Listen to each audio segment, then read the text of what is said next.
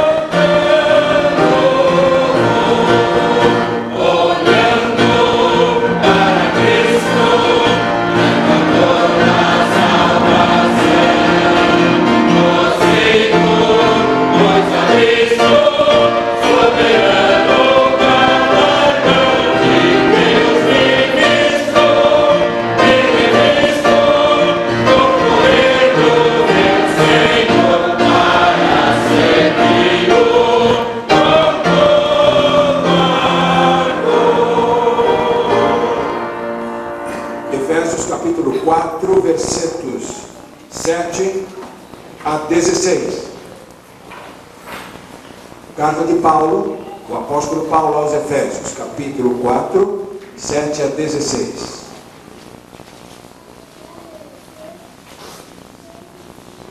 Mas a graça foi dada a cada um de nós, segundo a medida do dom de Cristo. Por isso diz: Subindo ao alto, levou cativo o cativeiro e deu dons aos homens.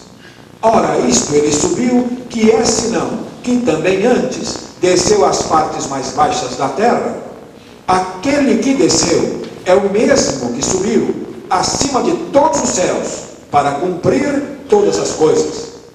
E ele mesmo deu uns para apóstolos, outros para profetas, outros para evangelistas e outros para pastores e mestres, tendo em vista o aperfeiçoamento dos santos, para o desempenho do ministério, para a edificação do corpo de Cristo, até que cheguemos todos à unidade da fé e do pleno conhecimento do Filho de Deus, à perfeita varonilidade, à medida da estatura da plenitude de Cristo, para que não sejamos mais meninos inconstantes, levados ao redor por todo vento de doutrina, pelo engano dos homens, que com astúcia induzem ao erro.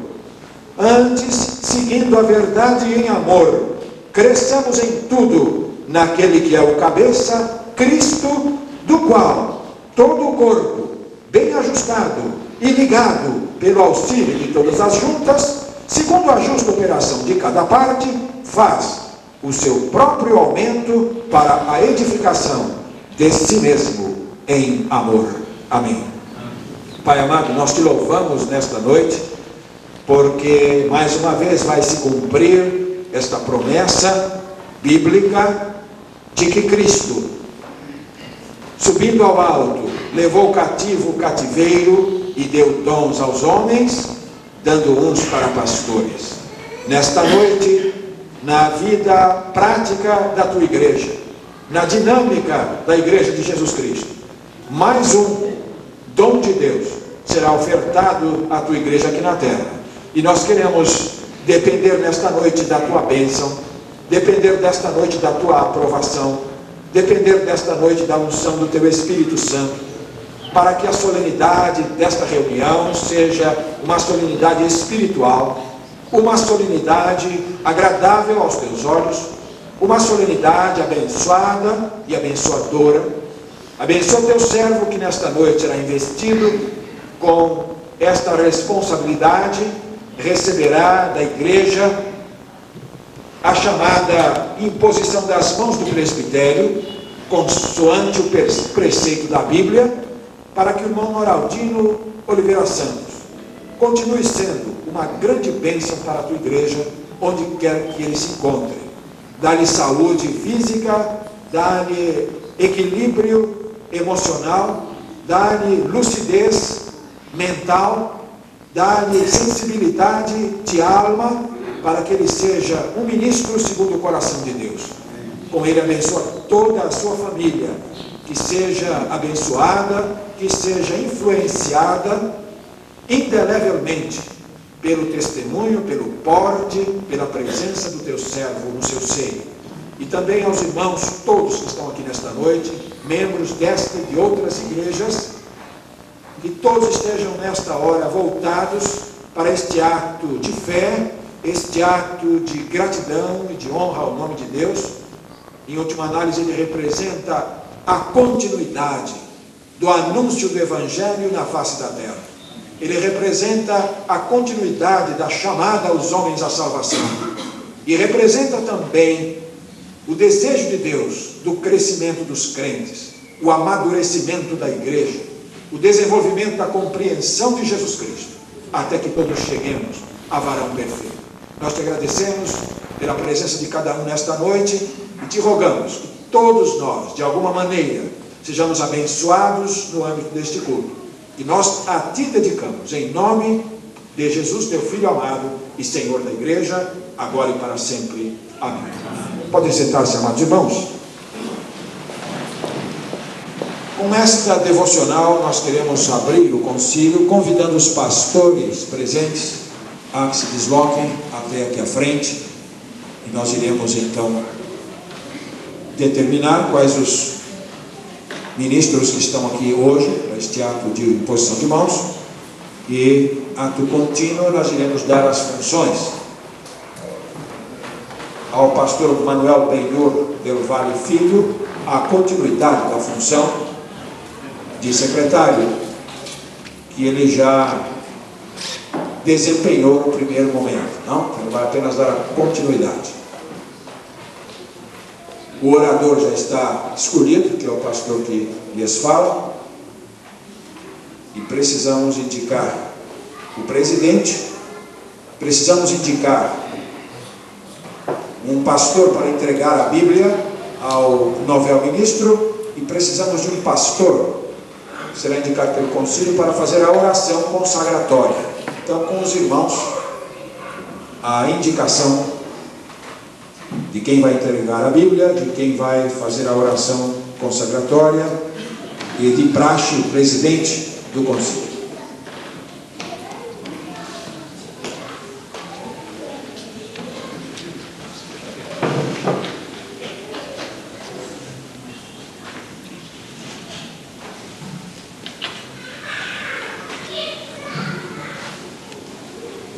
Está em ordem a indicação.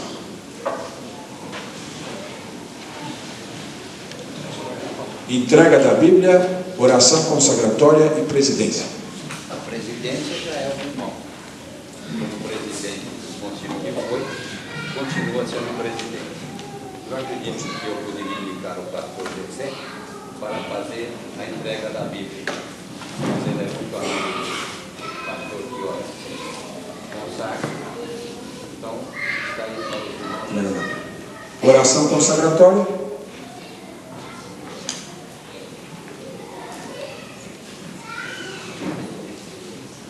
Pastor Elias Antônio faz a oração consagratória. Então fica assim constituída a direção do concílio, o presidente e o pastor que lhes fala, acumulando a função de orador ocasional, entrega da Bíblia Gessé Gomes da Silva e oração consagratória Elias Antônio de Oliveira. E membros, o membro pastor Salvador Martins Soler. Assim constituído o concílio, nós iremos ter um momento, um interlúdio, em que o coro da igreja, se estiver pronto, vai nos enlevar com um hino de adoração ao nosso Deus.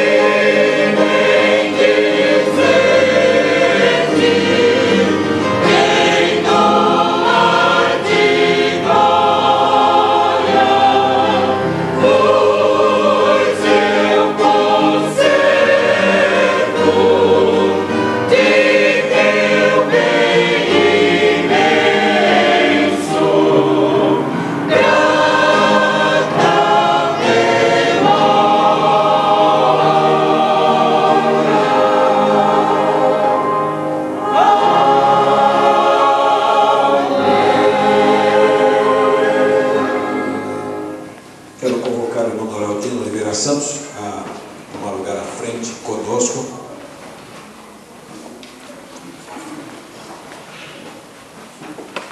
O nosso irmão consagrando desta noite. Por favor.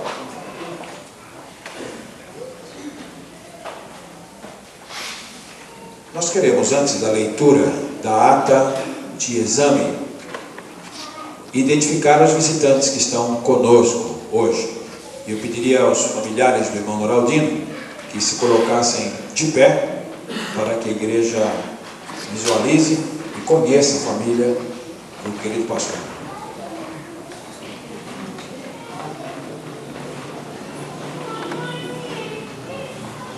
Quero que ele diga quem é quem ali. Nós sabemos quem são os filhos, etc. Talvez seja um pouco difícil, irmãos, mas vou tentar descrever. Eu tenho a Margarida, menor, lá para frente a minha neta mais velha, a Selma, e lá está com a criancinha, minha filha, Sara, e a parte web está a Thelma, aqui na frente com a minha bisneta, que agora há poucos dias, a minha neta, Nelly. Esse é o meu neto, com a neta, com a Selma. Lá na frente está uma colega, nossa, muito amiga de muitos anos, né? A Rosana, a Sônia, ali de lado, é a minha filha mais velha, a Noemi, a neta também, e essa filhinha também é a netinha. E obrigado a você. Esses são o meu pessoal, eu também uma partida da família. Eu queria convidar também aqui a Delcina,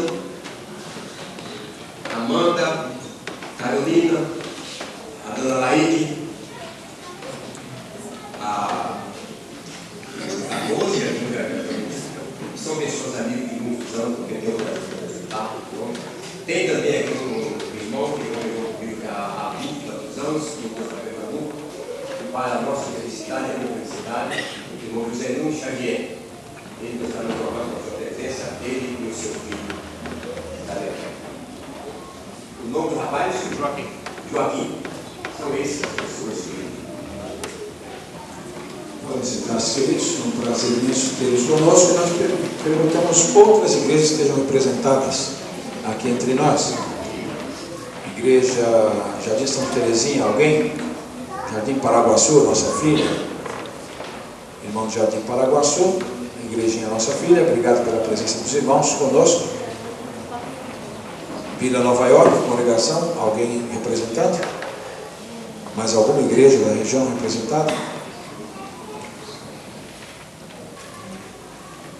Nós vamos com a leitura da palavra de Deus em 1 Timóteo, capítulo 14, verso 1, pelo pastor Haroldo Rosendo Rico, dá-se o início ao concílio com a presença dos seguintes pastores: pastor Salvador Martins Soler, pastor Haroldo Rosendo Rico, pastor João Marcos MP de Oliveira, pastor Manuel Benhur Del Valle Filho, pastor Gilson Pereira, todos filiados à Ordem dos Pastores Batista do Estado de São Paulo, ficando o concílio constituído por votação da seguinte forma: presidente, pastor Haroldo Rosendo Rico, secretário, pastor Manuel Benhur Del Valle Filho, examinadores, em conversão e chamada, pastor Gilson Pereira, examinador em eclesiologia, pastor João Marcos MP de Oliveira, examinador em ética pastoral, pastor João Marcos MP de Oliveira, examinador em teologia, pastor Salvador Martins Soler,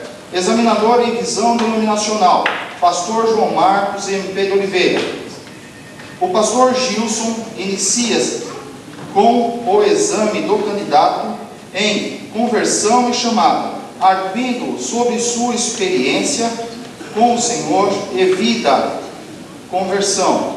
Tendo ficado satisfeito com as respostas, encerra-se sua parte, entregando a palavra ao pastor presidente Haroldo Rosendo Rico, o qual passa a palavra, dando oportunidade aos demais pastores. Após o pastor presidente, passa a palavra ao examinador em teologia única e geral, pastor Salvador Martins Soler, o qual passa a arguir o candidato em todas as áreas teológicas. Tendo dado assim por satisfeito, devolve a palavra ao pastor presidente, o qual passa a palavra aos demais colegas. Em seguida, a mesa convoca o examinador em eclesiologia, ética pastoral, visão denominacional, pastor João Marcos MP de Oliveira, o qual, tendo concluído sua parte, devolve a palavra à mesa.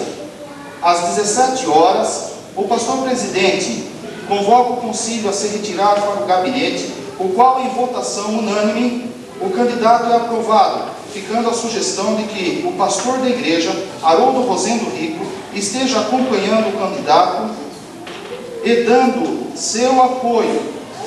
Às 17 horas e 15 minutos, o pastor presidente proclama a aprovação do candidato no concílio e suspende os trabalhos do concílio, o qual terá a sua realização, a sua reabertura no dia 29 de setembro de 1997, às 20 horas, na sede da Igreja Batista, em cidade de Quarto Centenário, com fins de consagração ao Santo Ministério, de consagrar ao Santo Ministério o irmão Noraldino Oliveira dos Santos.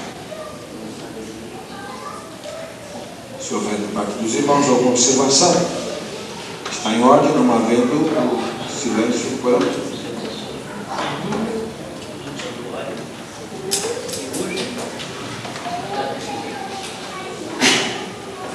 O número do santuário eu não li porque estava em branco, eu não tinha no momento. Tem o número aqui? 1318.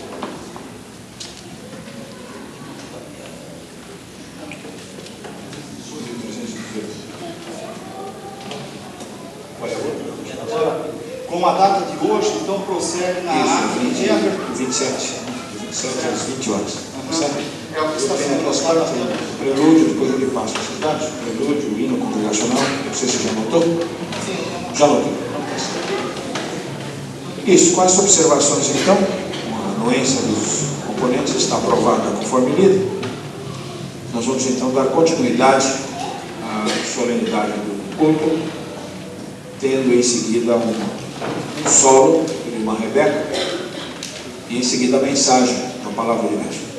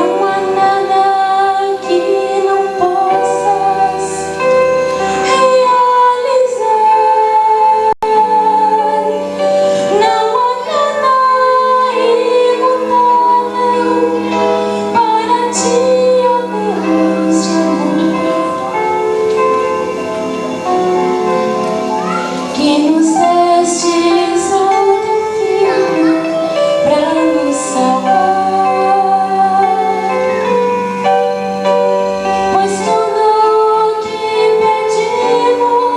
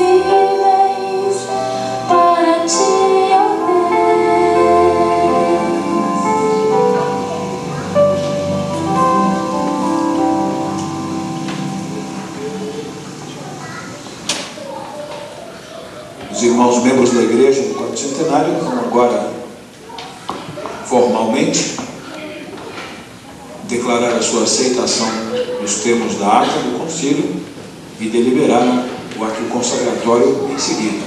Então aguardamos uma proposta devidamente apoiada da igreja, aceitando os termos da ata e declarando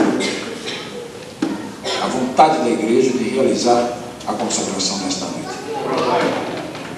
Favoráveis digam sim. Contrários digam não. Não há contrários.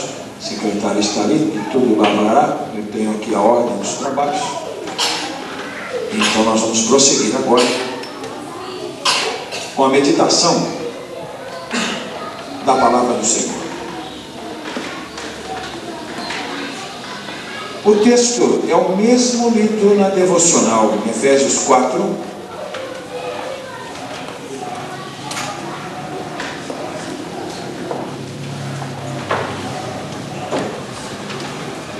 Capítulo 4, versículo 7. Mas a graça nos foi dada a cada um de nós, segundo a medida do dom de Cristo. Por isso diz: subindo ao alto, levou cativo o cativeiro e deu dons aos homens. Vamos pensar nesta noite, amados irmãos, no pastorado, ou vamos pensar no ofício pastoral, ou no ministério pastoral, ou mesmo no pastor, como um dom de Deus. O pastor é, segundo as Escrituras, um dom de Deus para a igreja. O texto se refere duplamente o dom de Cristo, o próprio Cristo como dom, e os dons de Cristo. Entre esses dons de Cristo estão os apóstolos, os profetas, os evangelistas e os pastores.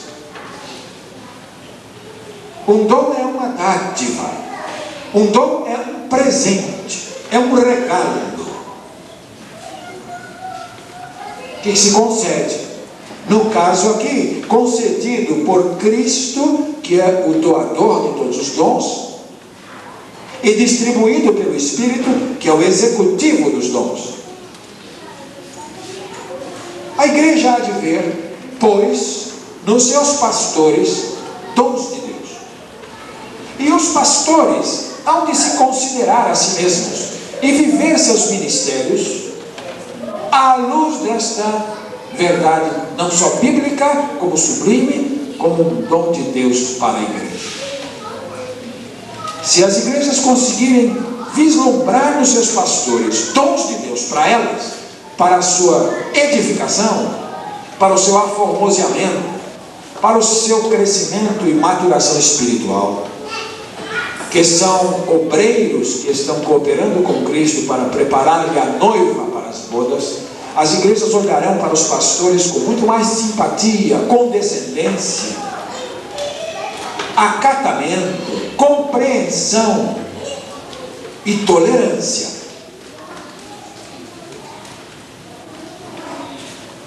Sendo que, se o pastor também puder se considerar como um dom de Deus para a igreja, ele não prevalecerá nessa posição, porque o seu ministério só terá sentido se ele realmente corresponder ao que Deus espera dele, se ele realmente for um dom para a igreja.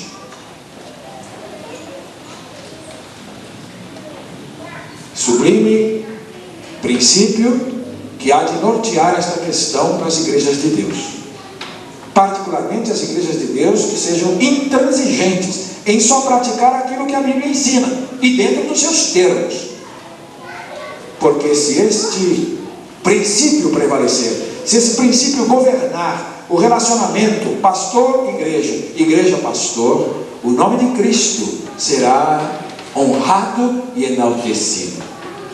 O inimigo não terá espaço para se prevalecer de alguma fresta nesse entrosamento que deve haver entre os dois. A comunidade não terá de que se queixar, ou não terá acusações a fazer percalços e por contendas e por tensões nas igrejas de Deus. Francisco de Assis fez uma oração que ficou marcada na história e na memória do cristianismo. Francisco de Assis viveu de 1182 a 1228. Morreu novo, antes de completar os 46 anos de idade. Mas Francisco de Assis marcou tanto a história do cristianismo que não demorou muito, inclusive, que a igreja medieval o considerasse um santo do panteão católico e o chamasse de São Francisco. Ele faz uma oração, e esta oração é a chancela desse grande cristão do século XIII. Senhor, faze de mim um instrumento de tua paz. Onde houver ódio, que eu leve o amor. Onde houver discórdia, que eu leve a paz. Onde houver tristeza, que eu leve a alegria. Onde houver desespero, que eu leve a esperança. Onde houver trevas, que eu leve a luz. Ó Pai, que eu procure mais amar que ser amado, mais compreender que ser compreendido, e mais perdoar que ser perdoado. Porque é dando que se recebe, é perdoando que se é perdoado, e é morrendo que se ressuscita para a vida eterna.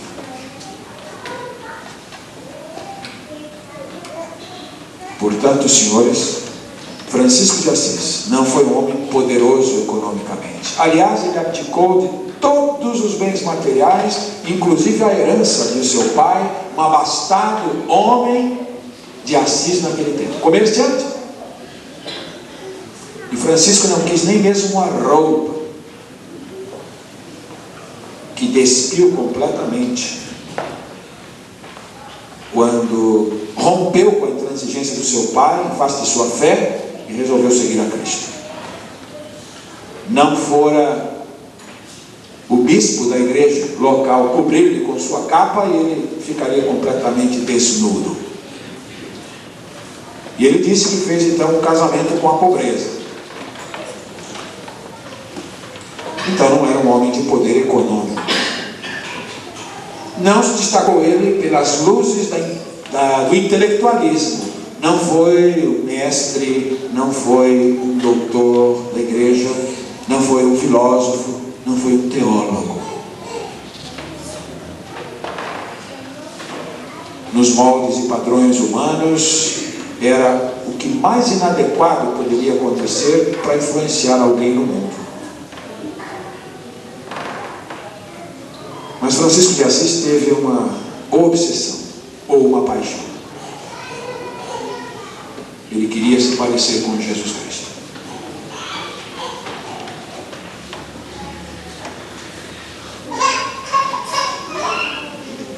E essa identificação, a busca dessa identificação foi de tal intensidade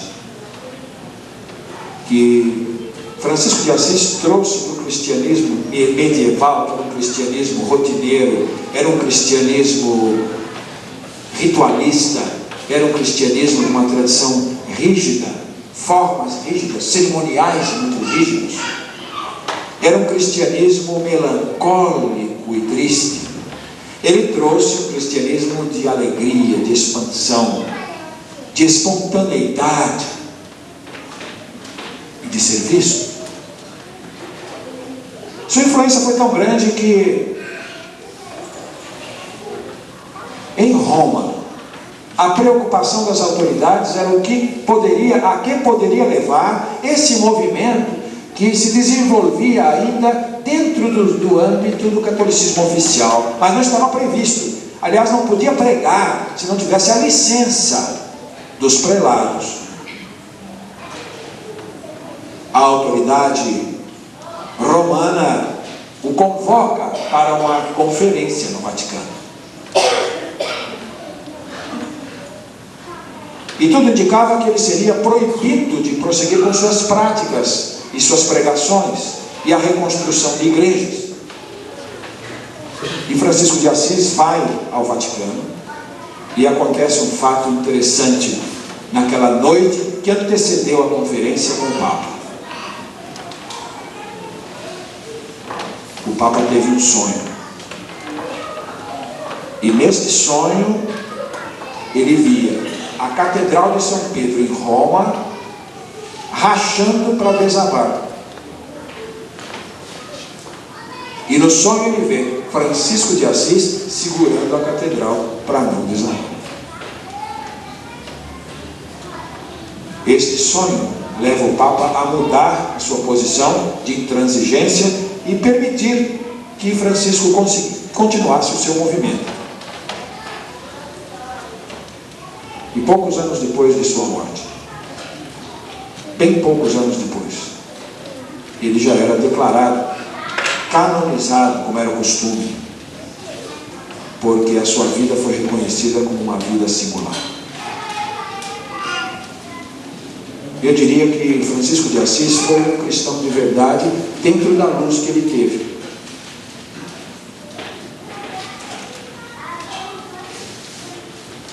E eu diria que a oração de Francisco de Assis se adequa muito bem para um pastor que deseja ser um dom de Deus para a igreja.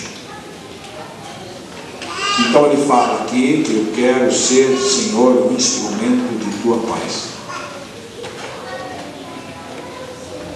E isso é um dom. Irmão Noraldino Oliveira Santos, o irmão tem essa vocação de Deus, corroborada por um concílio de pastores, sobre a solicitação de uma igreja de Jesus Cristo. Todos os passos na vida pessoal do irmão, todos os passos no seu testemunho, no seu relacionamento com as pessoas mais íntimas, todos os passos dados dentro da igreja, com o concílio, mostram que a autenticidade de sua vocação não pode ser contestada. O irmão foi chamado por Deus para ser um ministro da palavra, para ser um pastor. Então o irmão é também, aos olhos de Deus, um presente dele para a sua igreja. Que a sua ambição, meu querido, continue a ser esta, de ser mesmo um instrumento da paz de Deus. Já bastam para os homens os conflitos e as asperezas e as insensibilidades que eles sofrem no mundo lá fora. Nós, pastores, devemos estar sempre atentos e a nossa sensibilidade sempre afinada para não só prevenir os conflitos, quando isso for possível, e para ação imediata para extinguir qualquer chama de atrito que possa existir. A iniciativa tem que ser sempre nossa.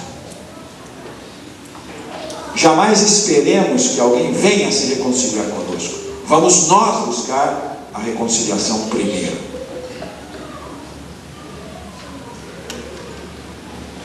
Eu não vejo outra razão, eu não vejo outro norte e outro referencial para o trabalho de um pastor que não seja ser ele um promotor da paz de Cristo, nos homens e entre os homens. Pastor, pois, é um dom de Deus porque é um instrumento de paz. Mas, em segundo lugar, ele é um dom de Deus porque ele é um instrumento de amor. Porque ele diz, onde houver ódio, que eu leve o amor. Como uma abelha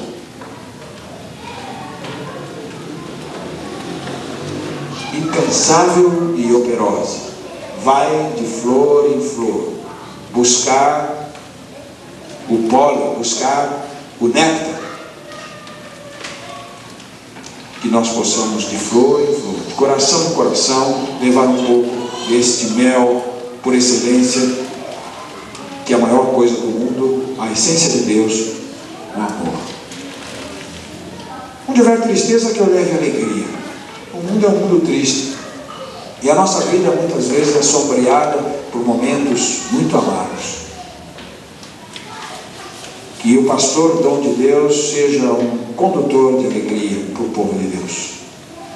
Onde houver desespero, que eu leve a esperança. Que sejamos um paladino da esperança. Porque mesmo nas situações mais vexatórias da vida, nós podemos chamar o olhar daquela pessoa para a esperança. Toda a nuvem negra traz um arco-íris de esperança sobre si.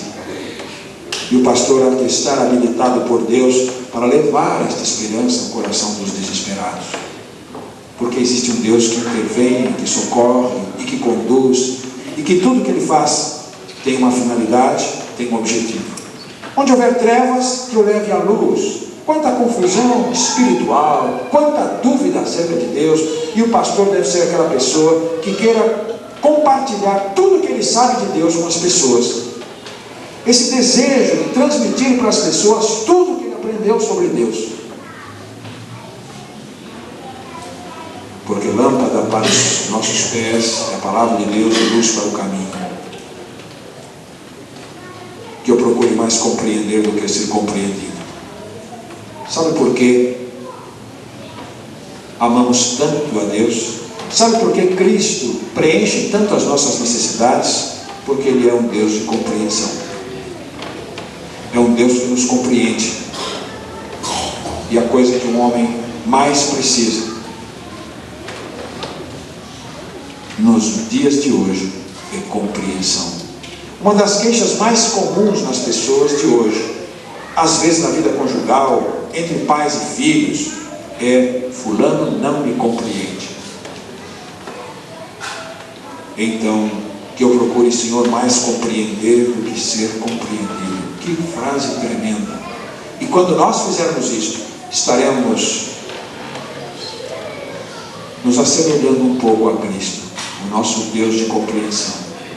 E Ele nos compreende tanto que, para que essa compreensão fosse exata e completa, Ele se fez um de nós. É dando o que se recebe. O pastor tem que ser uma pessoa generosa. Ele não pode ser avarento, cobiçoso de toda ganância e insensível diante dos que precisam. É dando que se recebe. E é morrendo que se ressuscita para a vida eterna. A vida do pastor é uma vida doada. Doada para Deus e doada para a igreja. E se isso significar que ele precisa sofrer, ele vai sofrer. E se isso significar que ele deve morrer, ele morre. Se for exigido isso dele. Nós precisamos, como igreja, pois, compreender algumas coisas sobre o pastor, para que possamos adequar a nossa compreensão dele. Falamos aqui do pastor para com a igreja, agora da igreja com o pastor. Compreender em primeiro lugar que ele é um ser humano de carne e ossos, sujeito aos problemas comuns a todos os mortais, e ele é até mesmo sensível quando é injustamente criticado, às vezes sem razão. Então, que a igreja compreenda que o pastor é um ser humano de carne e ossos, e não espere dele um super-homem, uma pessoa de uma natureza diferente dos mortais comuns. Ele tem sentimento, ele tem sensibilidade, ele não é onipotente, ele não é onisciente, ele não é onipresente. E infelizmente muitas igrejas esperam demais dos seus pastores, além do que a capacidade humana poderia lhes render, e isso as torna injustas. Em segundo lugar, o pastor não está em disponibilidade 24 horas por dia às ordens da congregação. Sua privacidade tem que ser respeitada, assim como a necessidade que ele tem de descanso, de lazer, que os outros mortais também têm. E o membro de igreja que passa para as pessoas essas informações estará garantindo a proteção, tanto para o pastor como para a família do pastor, em termos de saúde física, mental, psicológica. Então, passe essas informações. pastor não é impecável. Ele também luta com defeitos pessoais e com problemas pessoais. Ele tem também lutas internas, ainda não vencidas, como qualquer outro crente. Claro que ele precisa, biblicamente, ser um exemplo. A Bíblia espera do pastor um homem exemplar, mas não espera do pastor um homem impecável. E a igreja também não deve esperar. Então, adequem-se às suas limitações. E até mesmo ajudem-no a complementar essas limitações. Em quarto lugar, ele é uma pessoa emocionalmente carente e necessita também de conforto e de estímulo. Estamos aqui consagrando um novo obreiro, e é tão bom que a igreja seja sensível para alimentar as carências emocionais do seu pastor e para estar aberta para confortá-lo e para estimulá-lo no trabalho. Muitas igrejas esperam que o pastor renuncie completamente aos bens materiais, e mesmo alguns pastores às vezes acham isso. É o contrário da teologia da prosperidade, né? É a teologia da miserabilidade. Algumas igrejas acham que o pastor deve viver pela fé, isso significando que ele não deve ter um sapato para vestir e um terno para trocar. Alguém disse numa igreja lá no norte: para mim, pastor tem que pastar. Quer dizer, quanto mais miserável for, mais santo ele será. Nem a riqueza e nem a pobreza. Uma vida com dignidade dentro da média de vida dos membros de sua congregação. O pastor não precisa ser um nabago, um marajá espiritual, mas também ele não pode ser um indigente, porque ele representa um povo e é vergonha para a igreja a indigência eventual do seu pastor.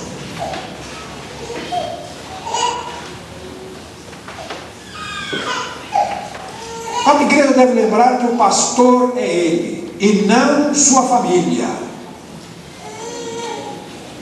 Por isso, esperemos que o pastor tenha o perfil e cumpra o papel do pastor, não a família dele. A família dele é constituída de membros da igreja com direitos e deveres como todos os demais membros, e nenhum membro deve cobrar de um familiar do pastor mais do que cobraria de si mesmo. E não raro isso acontece. Por uma associação, por uma analogia, acreditam algumas igrejas que a família do pastor é a família levítica. Quer dizer, o filho, a filha, a esposa tem que corresponder exatamente ao perfil do pastor, o que não é verdadeiro. São pessoas como as demais na igreja,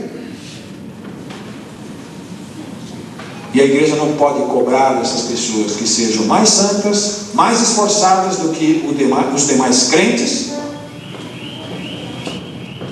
E o que é dever de todos é ser santos e esforçados, mas não se pode cobrar isso só de alguns.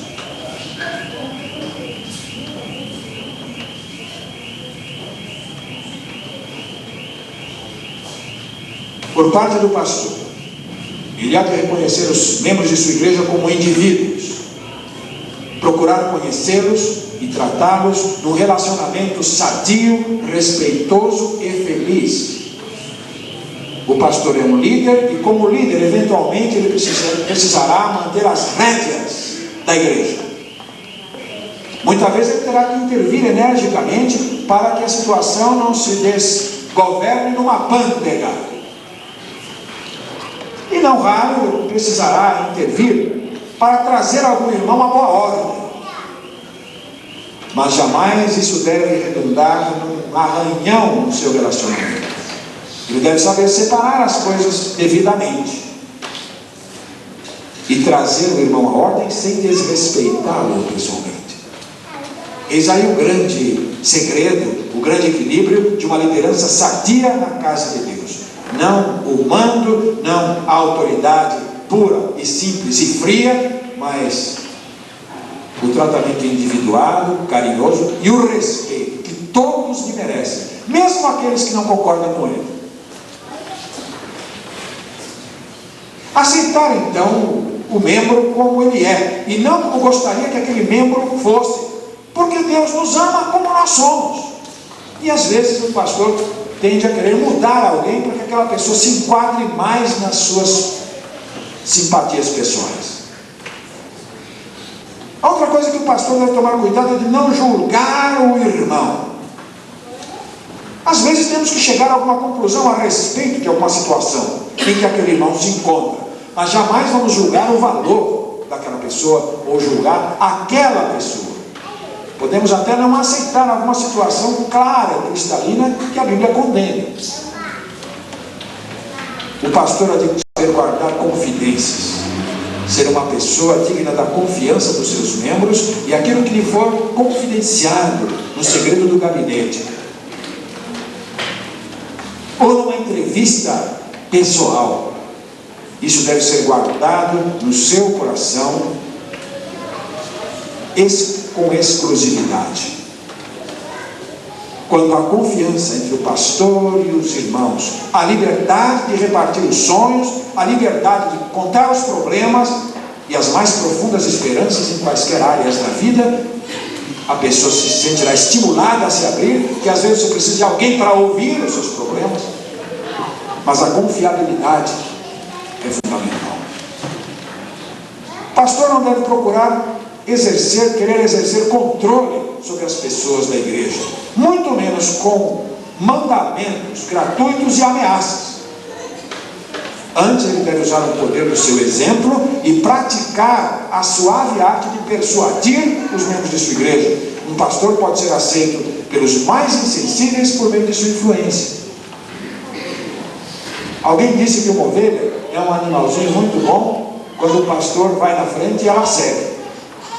Ela é muito boa para seguir o pastor, mas é um animalzinho muito ruim para você empurrar. Ela foi feita para seguir e não para ser empurrada. E há pastores que se agastam empurrando ovelhas. Então o nosso exemplo, a nossa postura de homens de Deus, o que poderá fazer? Inspirar confiança para que as ovelhas sigam o pastor, e não que precise ele ficar empurrando na direção que elas não querem ir. Há duas palavras na Bíblia para a força. As palavras são dinamis e exousia. Dinamis é a força física, é a força bruta. Daí vem a palavra dinamite. É a força que tem um exército, uma hoste, um pelotão de combate. Essa força dinamis precisa ser imposta. Ela não se exerce se não for imposta. Mas a outra palavra para força e poder na Bíblia, que é a palavra exousia, que é traduzida mais autoridade. Ex é o prefixo, ousia é o conteúdo. Então é alguma coisa de si mesma, é algo que vem de dentro para fora.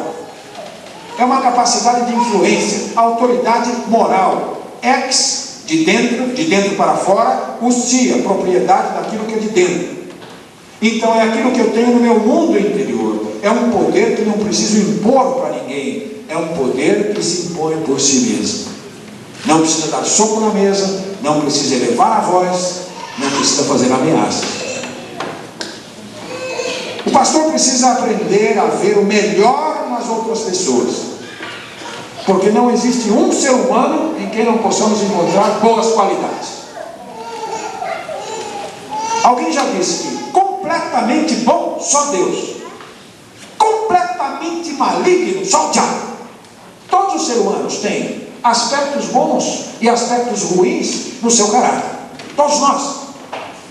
O pastor tem a qualidade de ver em cada pessoa o que essa pessoa tem de melhor, e então estimular essa virtude, porque ao fazê-lo naturalmente, o vício, não é? Ou a parte ruim do caráter será superada pela boa. A pessoa será incentivada a fazer o que é bom. E à medida que faz isso, ela mesma aprenderá a sufocar na vida aquilo que é ruim. Havia numa localidade um senhor muito mau, antipático, azedo, ranzinza, grosseiro e mal educado. Ninguém era amigo dele. Vivia com atrito na família, batia na mulher, enforcava o vizinho. E havia nessa mesma vida uma senhora, a dona Zilá, uma senhora muito especial, em tudo contrastante com aquele homem. Essa mulher era uma bondade angelical. Ela era doce, suave, sensível, e em todas as pessoas via alguma coisa de bom. Para todas as pessoas tinha ela um elogio na sua boca.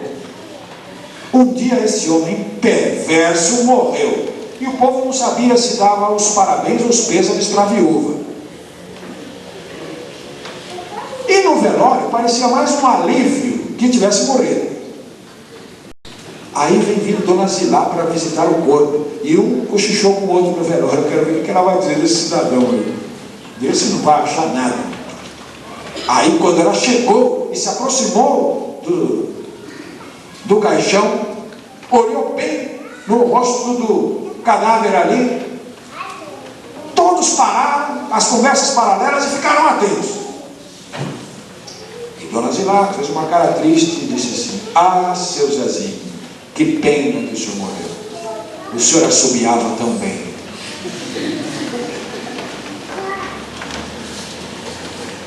Achou uma coisa boa. Achou uma coisa boa. Nós, pastores, precisamos descobrir o que há de bom nas vidas de todos os irmãos que estão aos nossos cuidados. E, finalmente, o pastor precisa ter tato no relacionamento com os membros de sua igreja. Certas coisas precisam ser ditas muitas vezes, mas o tato, quer dizer, tato significa sensibilidade para tocar. E quando há tato para que nós toquemos as pessoas, elas ficam mais flexíveis, elas ficam mais sensíveis às nossas observações e conselhos. Então, quando alguma coisa precisar ser dita, peçamos a Deus que nos dê: Senhor, me dê um tato certo para eu dizer essa verdade que precisa ser dita para o irmão fulano e tal. Mas tem que ser dita para ele, não a respeito dele para alguém. Em uma loja havia um vendedor que vendia muito mesmo. Ele chegou lá e começou a vender como ninguém. Em contraste, entrou um que não vendia nada. O dono da loja falou: olha, eu preciso saber qual é o segredo aí. Eu preciso saber por que uma pessoa que trabalha num ambiente vendendo o mesmo produto não vende nada. Porque assim, quando eu for selecionar outro, ou for dar um curso, eu vou dizer o que não deve fazer. E eu quero saber o segredo desse que vende muito, porque aí eu poderia usar essa técnica para melhorar o meu negócio. Então ele ficou prestando atenção, meio escondidinho ali, como um e outro faziam. Era uma sapataria. Então entrou uma senhora para comprar um calçado, e aquele que não vendia nada foi lá, pegou o calçado, experimentou na senhora e disse: ah, senhora, o seu pé é grande demais para esse sapato. A mulher saiu imediatamente e nem olhou para trás. Meia hora depois entrou uma outra. O patrão ali escondido. Aquele que vendia muito se aproximou da mulher, mostrou todos os modelos e apanhou lá o número e foi experimentar e não servia. Ele disse: senhora, desculpe, esse sapato é muito pequeno para o seu pezinho. Quer dizer, ele disse a mesma coisa, só que a maneira de dizer deixou a mulher muito feliz. Que Deus nos abençoe, meus queridos irmãos, e que esses conselhos práticos para a igreja e para o pastor nos lembrem sempre do ideal bíblico que cada pastor há de ser, no coração de Deus, um presente dele para a igreja. E se alguma coisa está se interpondo entre este ideal, nós, como pastores, vamos procurar onde falhamos para corrigir isso. E se alguma coisa se interpõe na atitude da igreja, que a igreja procure em oração onde está o problema para corrigir isso. Para que cada igreja tenha em seu pastor o presente que Deus deseja que ele seja, e cada pastor seja para seu povo o presente que Deus deseja que ele seja. Amém. Nós vamos prosseguir, meus amados irmãos, nosso trabalho. Temos agora um momento solene da imposição de mãos, com a entrega da Bíblia e a oração consagratória.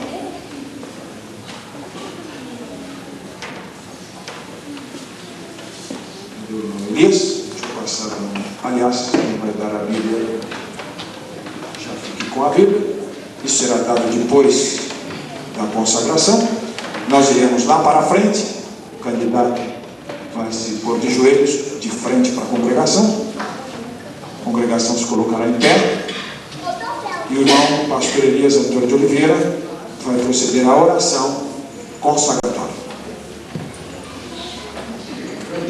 Nós iremos, como a Bíblia manda, a imposição de mãos é um ritual ensinado na palavra de Deus e é simbólico. Nós não estamos transmitindo para ele nenhum poder.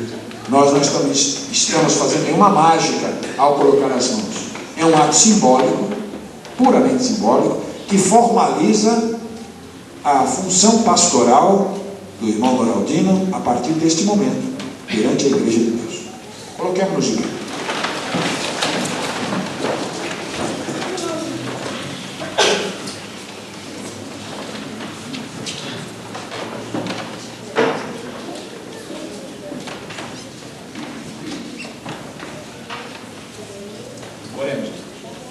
Antes da oração, eu quero dizer à Assembleia Unida que há 2 anos atrás, em julho de 95, eu participei de um concílio de consagração de obreiros lá em Jales, Vida do Mato Grosso.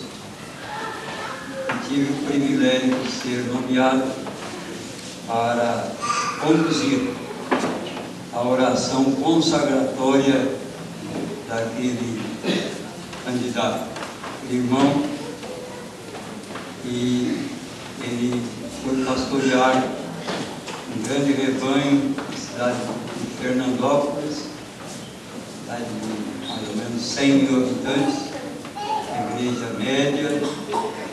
Eu estive lá agora, nesse mês de julho. Estive com ele no domingo todo, manhã e à noite. Ele disse: pastor Elias, eu devo uma parte do meu ministério à oração do irmão. E interpretou a oração daquele concílio. E agora estamos novamente com esse privilégio de ser o condutor da oração consagratória do concílio de pastores para a ordenação do irmão Noraldino. Oremos. Amado e poderoso Deus, Criador dos céus e da terra, Senhor das nossas vidas, estamos reunidos neste teu santuário, esse concílio de pastores convocados por essa igreja, minha amada, diante dessa solenidade tão grande, para nesse instante conduzir a oração do concílio, a oração de todos os pastores que fazem parte desse concílio, e nesse instante está intercedendo junto ao teu altar, junto ao teu trono de graça, em favor desta alma, em favor desse irmão tão querido, que um dia tu chamaste para o teu santo ministério, para o ministério da tua palavra, Senhor. Essa responsabilidade tão grande para um servo teu.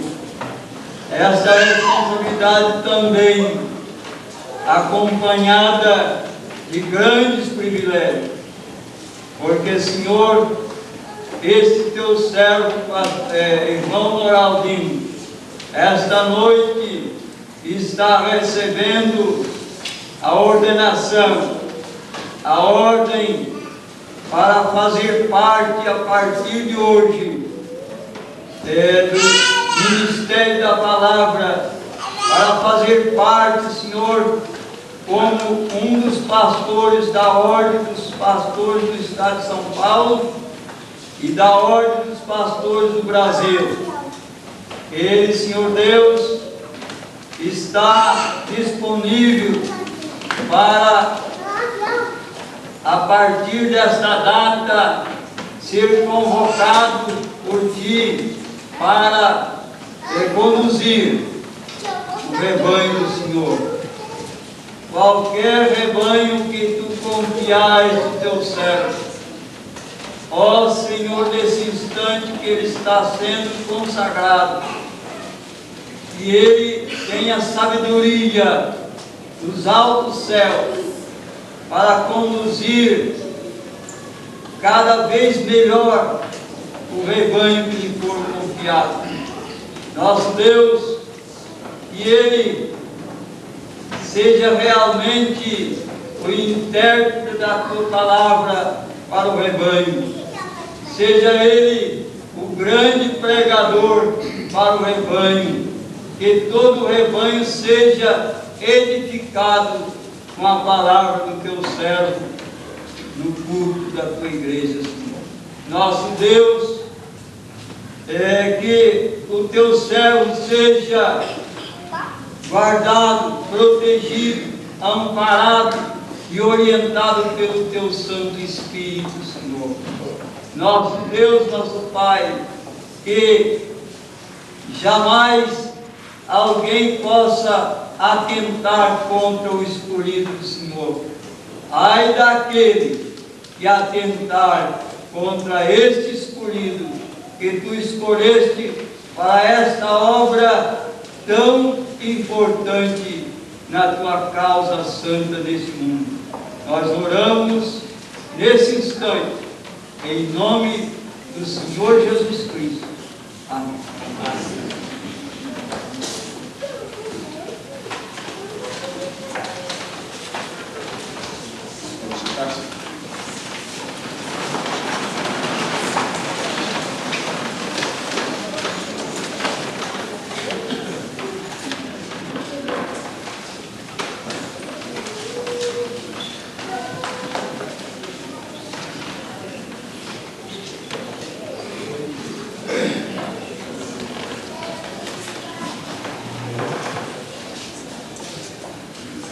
Amigo, irmão e pai.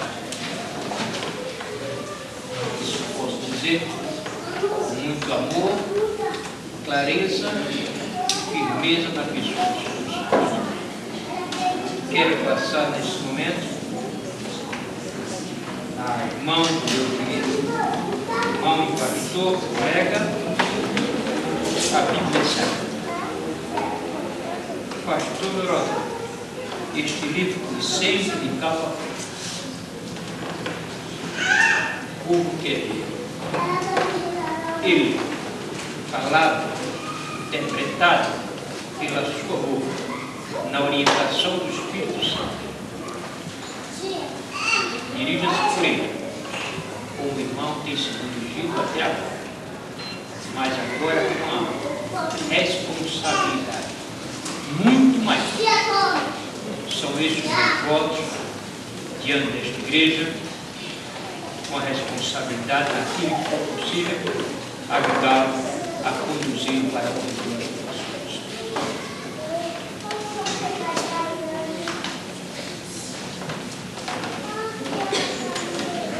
Vamos ouvir novamente o coro da Igreja Particular.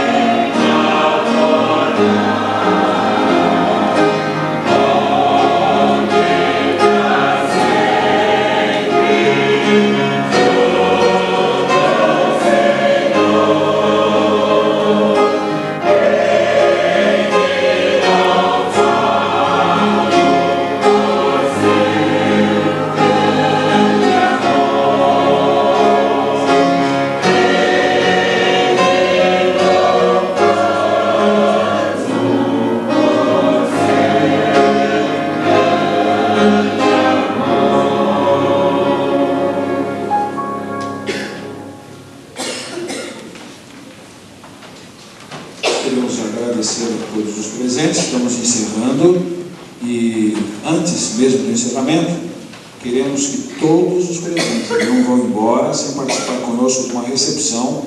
Estou sendo informado aqui que é um bolo delicioso, esperando por todos nós aqui do lado.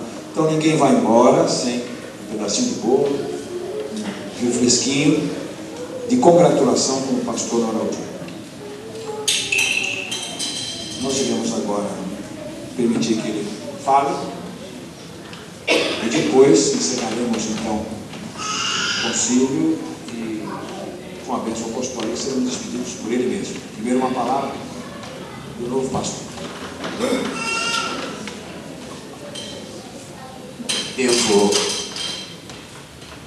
Tudo isso que está acontecendo essa noite, a qual me traz grande felicidade. E há uma maneira de me expressar com grande alegria. Olhando para esta igreja Batista do Quarto Centenário, a qual me recebeu aqui alguns anos atrás,